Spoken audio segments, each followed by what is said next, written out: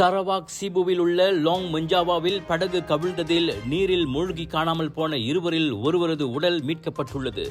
கிட்டா சுங்கைப்பட்டாணியைச் சேர்ந்த 36 வயது பால விஷ்ணு பிரமலுவின் சடலம் சம்பவ இடத்திலிருந்து 50 மீட்டர் தொலைவில் செவ்வாய்க்கிழமை மதியம் ஆற்றில் மிதந்த நிலையில் கண்டெடுக்கப்பட்டது.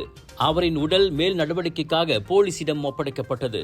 காணாமல் போன மற்றொருவரான 30 வயது ரூபன் அப்பாருவை தேடும் பணிகள் தீவிரப்படுத்தப்பட்டுள்ளன. தீயணைப்பு மீட்புத் துறையோடு பொது தற்காப்புத் துறையும் ரேலா தொண்டூழிய படையும் தேடி மீட்கும் நடவடிக்கையில் ஈடுபட்டுள்ளன. பக்குன் அணைக்கட்டு பராமரிப்பு நிறுவனத்தின் ஊழியர்களான அவ்விருவரும் இதர 2 சக ஊழியர்களுடன் ஜெராம் மஞ்சாவா பகுதியை சுற்றி பார்ப்பதற்காக ஜூன் 16ஆம் தேதி படகொன்றை வாடகைக்கு எடுத்திருந்தனர். ஜெராம் மஞ்சாவாவில் ஏற்பட்ட நீர்ப்பெருக்கில் படகு கவிழ்ந்த போது அவ்விருவரும் நீரில் அடித்துச் செல்லப்பட்டனர். படகோட்டி உள்ளிட்ட மற்ற 3 அதில் உயிர் தப்பினர்.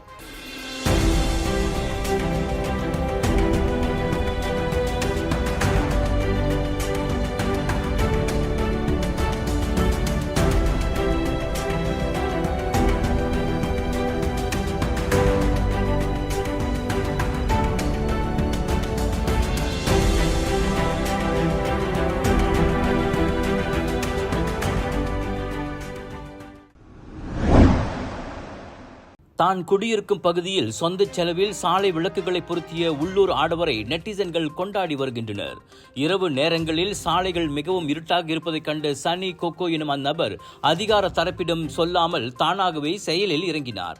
எந்த இடம் என்று குறிப்பிடாமல் சாலை விளக்குகளை பொருத்தும் வேலைகள் நடப்பதை காட்டும் புகைப்படங்களை தனது ஃபேஸ்புக் பக்கத்தில் அவர் பதிவேற்றியுள்ளார்.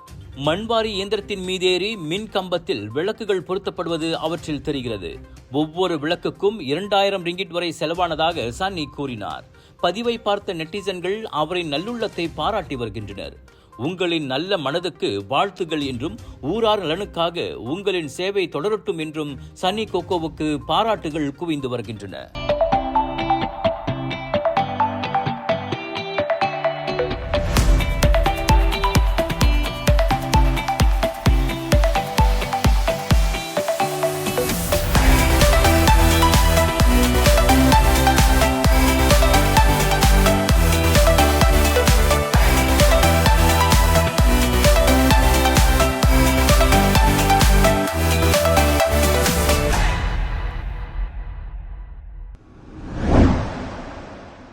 MPV வாகன விற்பனை தொடர்பில் வாட்ஸ்அப்பில் வந்த போலி விளம்பரத்தை நம்பி 17,220 ரிங்கிட்டை பறிகொடுத்துள்ளார் சர்வாக்கைச் சேர்ந்த 70 வயது முதியவர்.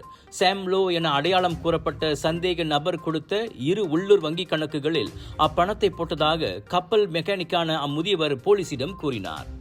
அந்த MPV வாகனத்தை 60,000 ரிங்கிட்டுக்கு விற்பதாக கூறிக்கொண்ட அவ்வாடவர் வேலையை சீக்கிரமாக முடிக்க முன்பணம் கேட்டுள்ளார்.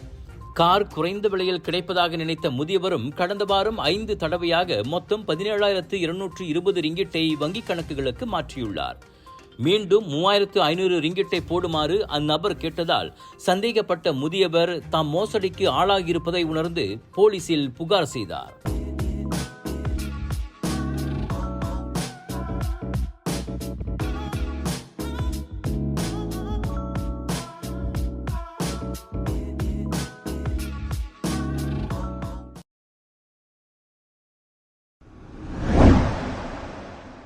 ஜலான் டுத்தா டோல் சாவடியிலிருந்து சுங்காய் புலோ நோக்கி செல்லும் வடக்கு தெற்கு நெடுஞ்சாலையின் 24.9வது கிலோமீட்டரில் கார் ஒன்று மாட்டை மோதி விபத்துக்குள்ளானதில் வியாபாரி உயிரிழந்தார். நேற்று அதிகாலை 4:55 மணிக்கு நிகழ்ந்த அச்சம்பவத்தில் 30 வயது அவ்வாடவர் சம்பவ இடத்திலேயே பலியானார். சம்பவத்தின் போது நெடுஞ்சாலையின் ஆக வலப்புற பாதையில் அவர் போய்க் கொண்டிருந்தார். அப்போது அதே பாதையில் இருந்த மாட்டுடன் மோதி தடம் புரண்ட கார் சாலை தடுப்பில் மோதி நின்றது. தலையில் பலத்த காயமடைந்த காரோட்டி அங்கேயே மரணமுற்றார். காரால் மோதப்பட்ட மாடும் சாலை நடுவே செத்துப்போனது. அச்சம்பவம் 1987ஆம் ஆண்டு போக்குவரத்து சட்டத்தின் கீழ் விசாரிக்கப்படுவதாக போலீஸ் கூறியது. அங்கு மாடுகள் நெடுஞ்சாலைக்குள் நுழைந்து வாகனங்கள் விபத்துக்குள்ளாவது கடந்த 2 நாட்களில் இது 2வது சம்பவமாகும்.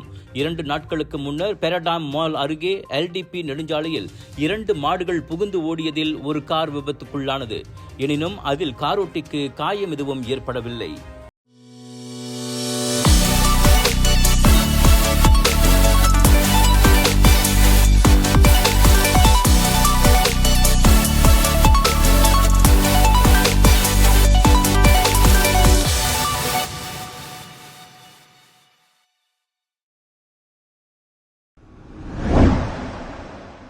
பேராக் ஈப்போவில் உடம்பில் கத்திக்குத்து காயங்களுடனும் முகத்தில் கீறல்களுடனும் வெளிநாட்டு ஆடவர் இறந்து கிடந்தார். 20 முதல் 30 வயது மதிக்கத்தக்க அவ்வாடவர் நேற்று அதிகாலை தாமான் மெங்களொம்புவில் உள்ள கட்டுமான தளம் ஒன்றில் வாயில் இரத்த கரைகளுடன் சடலமாக மீட்கப்பட்டார். அவரின் அடையாளம் இன்னும் உறுதி செய்யப்படவில்லை என ஈப்போ போலீஸ் கூறியது. தொடக்க கட்ட விசாரணையில் கிடைத்த தகவலின் அடிப்படையில் ஒரு பெண் உள்ளிட்ட 9 வெளிநாட்டு பிரஜைகள் கைதாகியுள்ளனர். அந்த 9 பேரும் விசாரணைக்காக ஒரு வாரம் தடுத்து வைக்கப்பட்டுள்ளனர். சம்பவம் குறித்து தகவல் தெரிந்தோர் போலீஸை தொடர்பு கொண்டு உதவுமாறு கேட்டுக் கொள்ளப்படுகின்றனர். சுவாச பிரச்சனை, சளி, இருமலுக்கு உகந்த தீர்வு சைலஜா பேபி ஹெர்பல் கிரீம். துளசி, கரிஞ்சீரகம், கிராம்பு போன்ற மூலிகைகளால் கொண்டு தயாரிக்கப்பட்டுள்ள சைலஜா பேபி ஹெர்பல் கிரீம் உங்கள் குழந்தைக்கு சிறந்த தேர்வு. வாடிக்கையாளர்கள் மத்தியில் கேலி கூத்தானதால் AI அதிநவீன தொழில்நுட்பத்துடன் இயக்கப்படும் டிரைவ் த்ரூ முறையை அமெரிக்காவில் உள்ள தனது அனைத்து கிளைகளிலும் மெக்டானல்ட்ஸ் நிறுத்தியுள்ளது. தானியங்கி முறையில் ஆர்டர் இருக்கும் அம்முறை சோதனைக்கு உட்படுத்தப்பட்ட 100க்கும் மேற்பட்ட மெக்டானல்ட்ஸ் உணவகங்களிலிருந்து வரும் ஜூலை கடைசிக்குள் அது மீட்டுக் கொள்ளப்படும் என அந்நிறுவனம் உறுதிப்படுத்தியது. IBM உருவாக்கிய அச்சோதனை முறை தேர்ந்தெடுக்கப்பட்ட மெக்டானல்ட்ஸ் டிரைவ் த்ரூ உணவகங்களில் 2021ஆம் ஆண்டு முதல் நடைமுறைப்படுத்தப்பட்டது. அந்த AI தொழில்நுட்பத்தால் நூற்றுக்கணக்கானோர் வேலை இழக்கலாம் என்பதே தொடக்கத்தில் அச்சமாக இருந்த நிலையில் எதிர்பாரா வகையில் வாடிக்கையாளர்கள் மத்தியில் அது பெரும் கேலிக்கூத்தானது.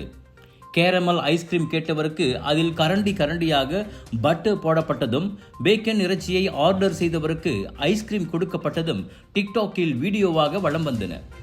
ஆர்டரே செய்யாதவர்களுக்கு 9 டீ கப்புகளும் $100கணக்கான மதிப்பிலான நக்கட்ஸ் இறைச்சிகளும் தரப்பட்ட சம்பவங்களும் அரங்கேறியது. மெக்டானல்ட்ஸ் நிர்வாகத்தை ஏமாற்றமடைய செய்து இந்த அதிரடி முடிவு எடுக்கப்பட்டுள்ளது. இருப்பினும் அத்தொழில்நுட்பம் அதன் உணவகங்களில் எதிர்காலத்தின் ஒரு பகுதியாக இருக்கும் என மெக்டானல்ட்ஸ் இன்னமும் அசைக்க முடியாத நம்பிக்கையை கொண்டிருக்கிறது. Just watch me charge!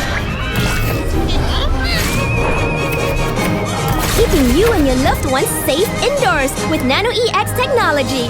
Panasonic.